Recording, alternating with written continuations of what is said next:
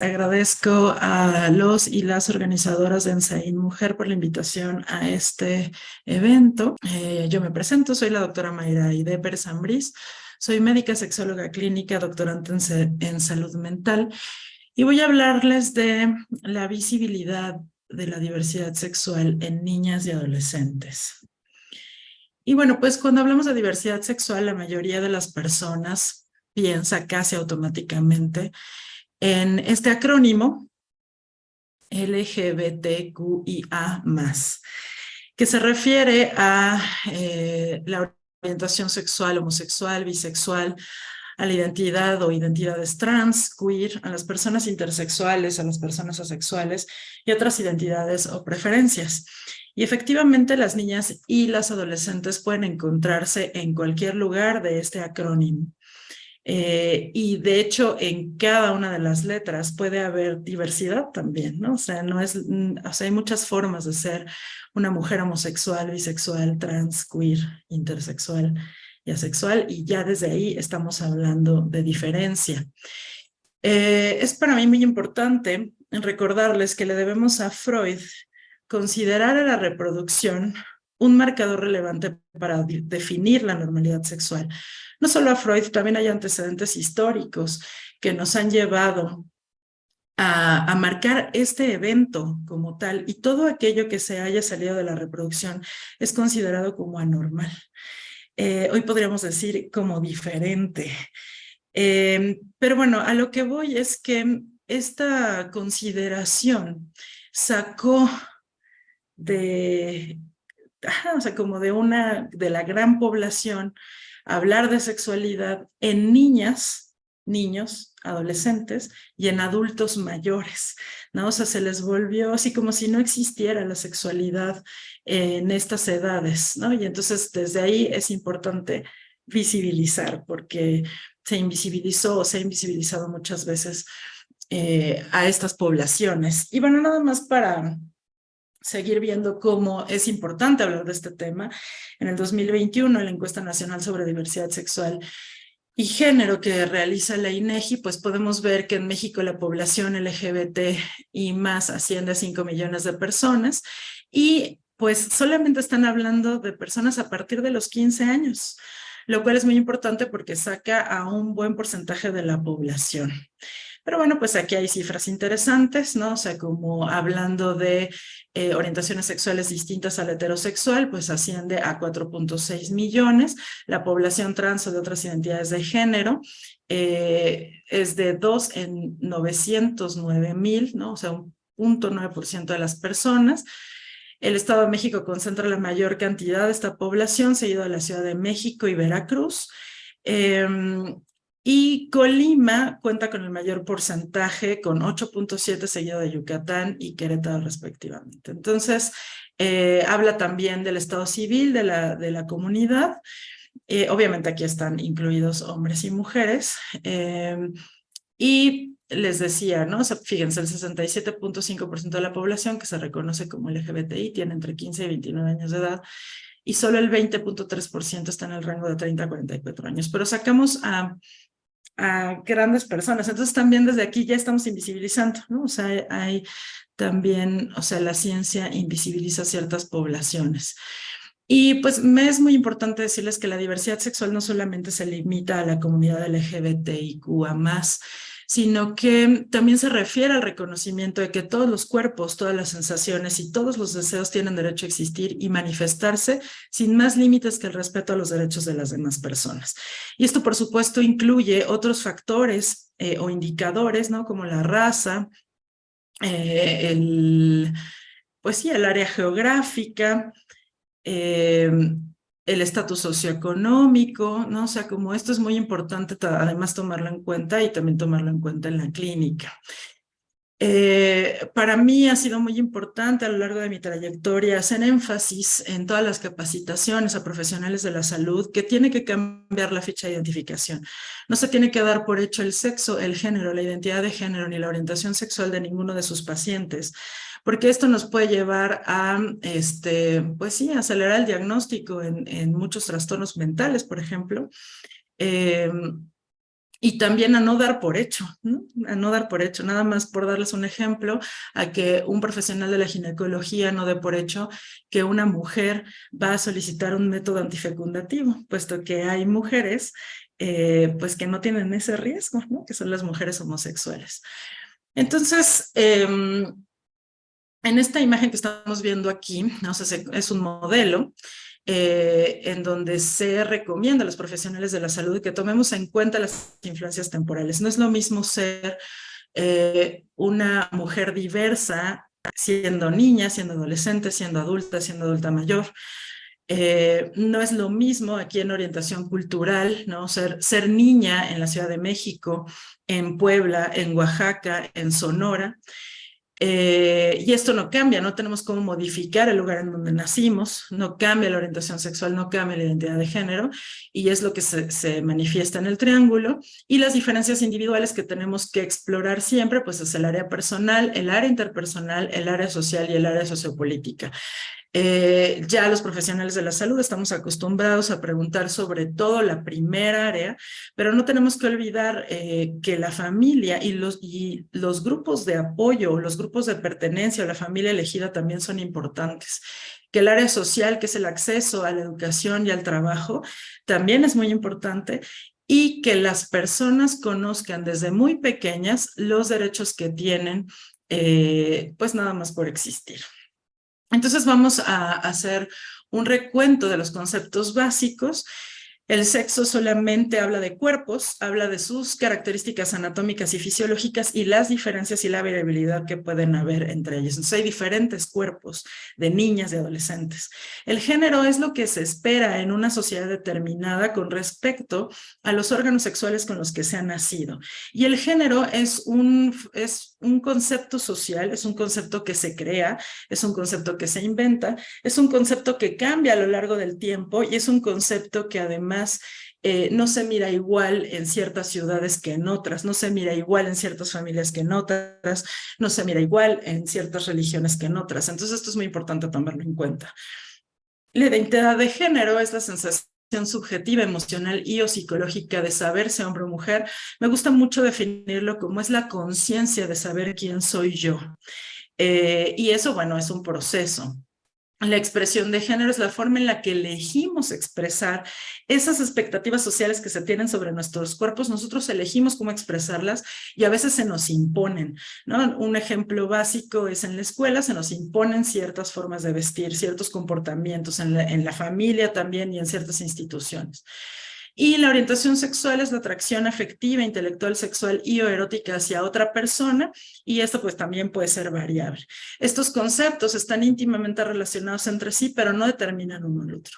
Ustedes han visto en la diapositiva anterior y en esta diapositiva una flecha que menciona la palabra heterosis normatividad. Ahorita voy a profundizar un poco en esto, pero básicamente es este sistema coercitivo que nos modela, ¿no? O sea, que nos modela las normas sociales, que nos modela o impone reglas que muchas veces son tácitas, ¿no? Y básicamente este término habla de que se da por hecho que todas las personas son heterosexuales hasta no demostrar lo contrario, o que todas las personas que nacen con pene se van a sentir hombres, o que todas las personas que nacen con vulva se van a sentir mujeres, o van a tener esa identidad de género.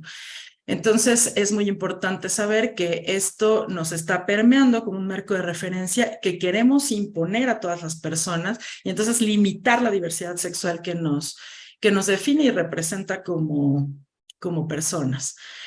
Entonces, pues básicamente la identidad o la conciencia se representa en el cerebro, la atracción en el corazón, ¿no? Hacia quienes nos sentimos atraídos, atraídas, y el sexo habla o representa aquí los órganos sexuales, pero también las diferencias corporales anatomofisiológicas, y la expresión de género está fuera de la persona, es una línea punteada a través de la cual yo voy a expresar mi ser, voy a expresar mi identidad, voy a expresar quién soy, y eso puede ser variable o puede ser impuesto también. Entonces, es muy importante que ustedes sepan que la identidad de género se establece al año de edad y no es hasta los 3 años que la persona puede decir soy niño o niña, que se establece. Y obviamente es un proceso, ahorita lo vamos a revisar también.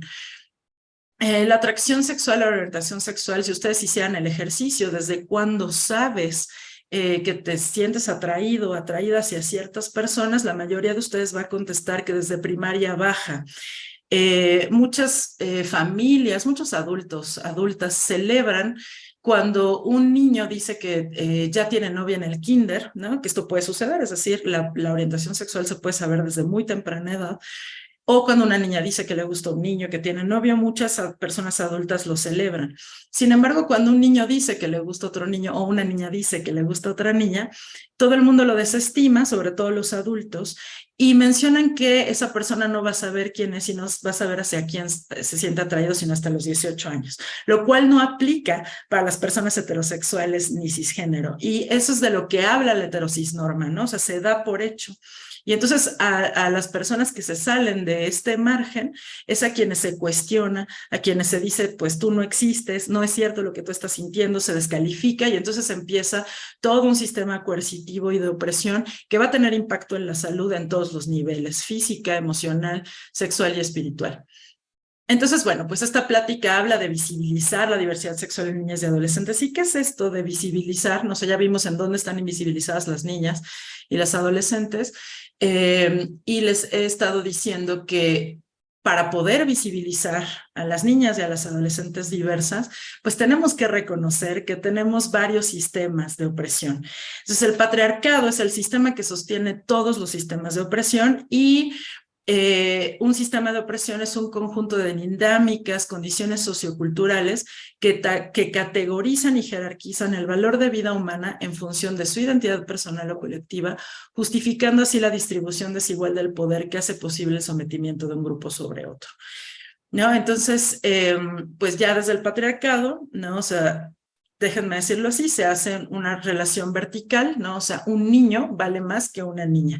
Y lo podemos ver en estas historias, es que cuando mi mamá o cuando mi papá supo que yo era una niña, ¿no? O sea, fue como de, ay, como niña, ¿no? O sea, ya desde ahí se puede ver el sistema de opresión o hacia quién se le da esta mayor jerarquía o este mayor valor de vida.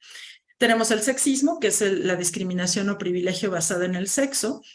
El racismo, que es el odio, rechazo o exclusión de una persona por su raza, color de piel, origen étnico o su lengua. Y el adultocentrismo, que ya señalamos desde hace rato, ¿no? O sea, para poder visibilizar a niñas y adolescentes, pues tenemos que hablar también y reflexionar acerca de lo que estamos haciendo los adultos para invisibilizarles. Desde decir, tú no sabes lo que quieres, eres una niña, no tienes el desarrollo suficiente para saber lo que estás diciendo, ¿no? O sea, como desde ahí ya estamos ejerciendo esta hegemonía, esta relación social asimétrica entre las personas adultas que ostentan este poder, ¿no? De decir yo soy la que sé o yo soy el que sé, sobre un modelo de referencia para la visión del mundo y generalmente el adultocentrismo pues va hacia infancias, adolescencias y juventudes, pero también hacia personas mayores y es muy importante señalarlo.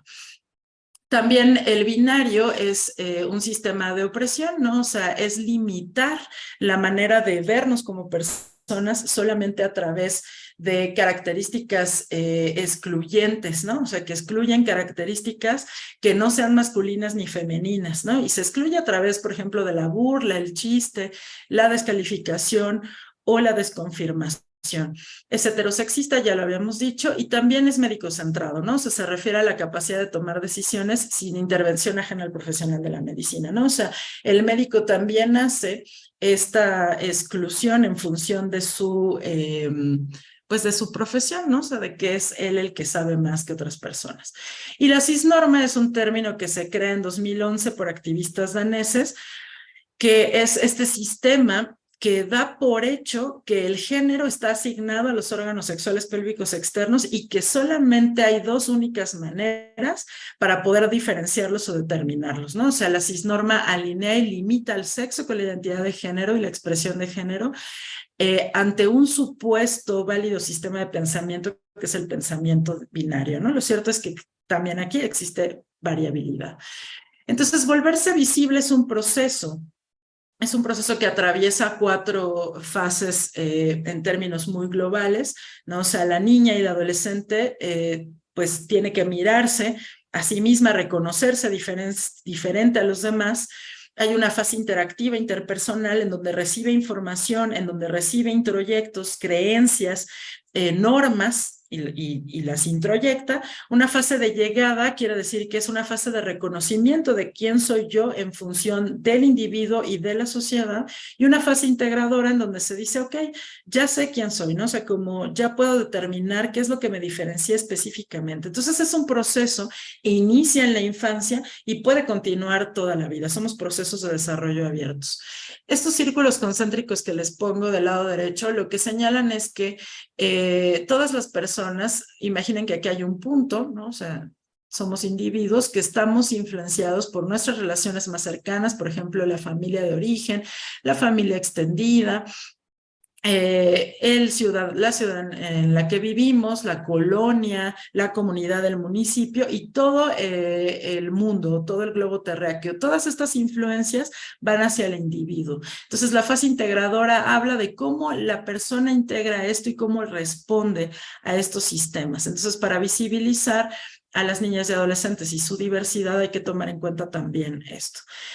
Entonces, bueno, pues en términos generales, les decía, no solamente nos diferenciamos por la orientación sexual o la identidad de género, sino cómo decidimos expresar nuestro género, qué pensamos acerca de la imagen corporal, ¿no? O sea, las niñas y las adolescentes están teniendo conflicto importante gracias a las expectativas sociales de medios de comunicación y redes sociales sobre ellas, ¿no? O sea, qué es lo que se espera. Y no se está visibilizando que existen diferentes cuerpos, diferentes formas de ser, diferentes formas corporales, diferentes funciones. Las niñas y las adolescentes están aprendiendo la sexualidad de diferentes medios. Casi nunca es el de la familia y sin embargo la familia educa de manera informal a través de sus actitudes, principalmente a través de cómo comunica. Muchas niñas y adolescentes van a decir, en mi casa no se habla de esto. Las decisiones relacionadas a la sexualidad no se visibilizan porque no hay una educación sexual integral en el país que permita que las niñas conozcan la información que tienen derecho a recibir desde edades muy tempranas para poder tomar estas decisiones de manera asertiva. La mayoría de las escuelas no brindan información más allá de la salud reproductiva y pues hay muchas niñas y adolescentes que se están quedando sin información, sobre todo por las interseccionalidades, ¿no? En base a religión, raza, etnia, etcétera. La violencia sexual contra niñas y adolescentes es muy importante, ¿no? O sea, hay que asegurar la salud y la seguridad de que van a poder tener, pues sí, un acompañamiento desde la infancia. Hay un inicio de la sexualidad no elegido, muchas veces involuntario o desprotegido de su vida sexual, y esto lo podemos ver pues en el abuso sexual, que es mucho más frecuente en niñas y adolescentes, la exposición a embarazos no planeados y no deseados, y no precisamente porque iniciaron su vida sexual en la adolescencia con pares, sino generalmente fue por adultos, ¿no? Quienes abusaron de ellas. Exposición a infecciones de transmisión sexual, y es muy importante visibilizar el uso indiscriminado de la pastilla anticonceptiva de emergencia. La diversidad sexual ha señalado todas estas alteraciones a la salud mental, y en niñas adolescentes hay diagnóstico y manejo terapéutico tardíos, no solamente por el estigma hacia la salud mental, sino también por el estigma hacia la diferencia o hacia varias diferencias que ya he mencionado, que se resolverían con incluir en la ficha de identificación todos los elementos que ya les comenté hace rato. Las niñas y las adolescentes diversas, ¿no? O sea, que no caben en la cajita heterocisnormada o fuera de estos sistemas de opresión en donde la jerarquía está verticalizada, pues habla también del estrés de las minorías, ¿no? O sea, las niñas y las adolescentes diversas están viviendo altos niveles de estrés, además de sumar el estrés de la escuela, el estrés de la imagen corporal, el estrés de un montón de cosas, y esto puede obviamente verse afectado en su salud, y muchas veces se debe a todos estos factores, ¿no? A falta de apoyo social o al sistema de opresión adultocéntrico, la discriminación, los prejuicios, el miedo, la violencia de género.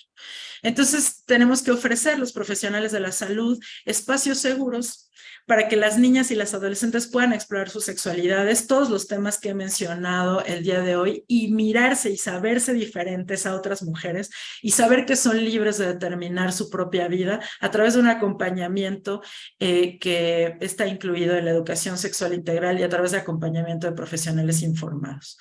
Entonces, pues agradezco mucho su atención a esta plática y pues les dejo las referencias que pueden ustedes revisar cuando así lo determinen.